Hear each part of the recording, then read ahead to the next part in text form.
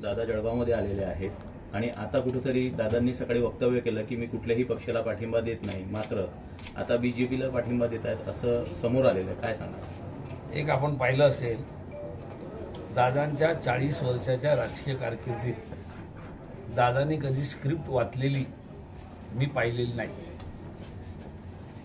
आज आपण जे पाहिलंय, आणि मला वाटतं मी दादांच्या इथून निघाल्यानंतर आपल्याच पत्रकारांनी मला विचारलं होतं की दबाव कोणाचा आहे.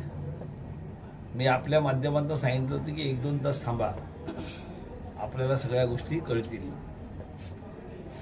मला एक असा दादांचा इन्सिडन्स दाखवा की दादांनी कुठली गोष्ट अशी वाचून दाखवलेली आहे, याच्यावरून आपण निष्कर्ष काढू शकता की कशा पद्धतीने हे राजकारण कुठल्या थराला गेलेलं आहे.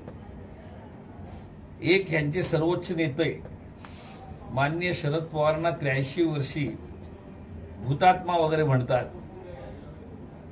आणि दुसऱ्या ठिकाणी ज्यावेळेला पराभव समोर दिसतो त्यावेळेला 81-82 वर्षाच्या दादांना अशी स्क्रिप्ट लिहून देऊन अशा प्रकारचे जे त्यांचे धंदे सुरू आहेत. आणि मला माहिती आहे की दादांनी आपल्या संपूर्ण आयुष्यात एक स्वाभिमानी राजकारण केलेलं आहे. ज्या ज्या वेळेला त्यांना एखाद्या पक्षाची भूमिका पटलेली नाही त्या वेळेला त्यांनी त्या पक्षाचा राजीनामा देऊन पुन्हा निवडणूक लढवून आपला स्वाभिमान बाळगलेला आहे. आणि अशा सगळ्या गोष्टी करत असताना आपण पाहिलंय, सकाळी ते माझ्याशी दिलखुलास चर्चा केली, माझ्याशी बोलले, आणि आत्ता आपण तो बाईट घेतलेला आहे.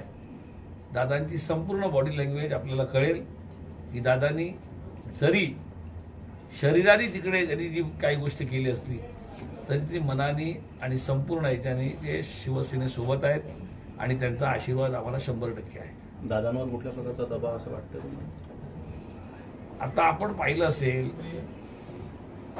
की दादांवर जर दबाव नसता तर दादा एक मुरलेले राजकारणी आहेत. निवडणुकीच्या तोंडावर त्यांनी राजीनामा आणि ह्या सगळ्या गोष्टी केलेल्या नसत्या, आणि निवडणुकीवर तोंडावर राजीनामा देण्यासाठी असं काय फार मोठं जळगावात घडलं नव्हतं. आणि दादांनी स्वतःच्या ह्याच्यामध्ये उल्लेख केलेला आहे की गेले 10-15 दिवसापासून गिरीश भाऊंची त्यांना फोन येत आहेत, आणि हे मी नाही म्हटलं, दादांनी स्वतःहून म्हटलं आहे. तर त्याच्यामुळे 15 दिवसापासून जे फोन चाललेले आहेत त्यांना कळलंय की आपली परिस्थिती फार भयान झालेली आहे, आणि सुरेश दादांचा पाठिंबा घेतल्याशिवाय आपल्याला जळगावात आणखीन जर काय करायचं असेल, हा जो आपला पराभव समोर दिसतो याच्यातनं वाचायचं असेल, तर सुरेश दादांचा सुद्धा हा एक प्रयत्न आपण करायला पाहिजे, आणि तो प्रयत्न त्यांनी केला आहे. पण मला नक्की माहिती आहे सुरेश दादांचा पाठिंबा हा शिवसेना आणि शिवसेनाचा आहे.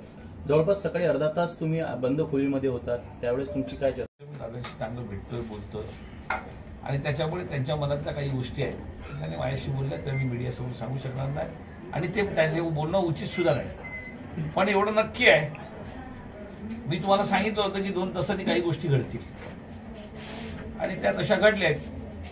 त्याच्यामुळे ह्याच्यात काही नवीन घडलं अशातला भाग नाही, आणि असे आणखीन काही प्रकार करायचे प्रयत्न सुद्धा करतील. कारण त्यांना स्वतःचा पराभव समोर दिसू लागल्याने संकट मोचनाची ही धावपळ चालू आहे. ही धावपळ अजून 13 तारखेपर्यंत अशीच राहील, आणि आपण पाहाल की करण बाळासाहेब पाटील पवार जसा त्यांना 1 नंबर मिळाला आहे, ते 1 नंबरनीच या जळगाव लोकसभेमध्ये नक्की विजयी होते. सर, पण दादांनी जर ऐन वेळेस त्यांना आवाहन केलं तर ते कोणाचा प्रचार करणार? मला ऐका, आपण जो प्रश्न विचारला, दादांनी स्वतःहून सांगितलेला आहे, मी माझ्या वयानुसार राजकारणातून निवृत्ती घेतलेली आहे, आणि मी कोणालाही फोन करणार नाही आणि कोणाशी करणार नाही. ज्यांना कोणाला माझी मतं पटतील, जे माझ्याशी संपर्क करतील त्यांच्याशी मी बोलीन. त्याच्यामुळे दादा अशा प्रकारची कामं करणार नाहीत. कारण ज्या ज्या वेळेला दादांनी पक्षांतर केलं आहे त्यावेळेला सुरुवातीलाच ते आपल्या सहकार्याशी बोलून त्यांची मतं घेऊन त्याच्यानंतर त्यांनी पक्षांतर केलं आहे. आणि आज दादांनी राजीनामा दिल्यानंतर दादांनी असे कधी प्रकार आयुष्यात केलेले नाहीत की मी चाहतो म्हणून माझ्या सोबत या. दादांनी सर्वांची मतं घेऊन नंतर केलेलं आहे.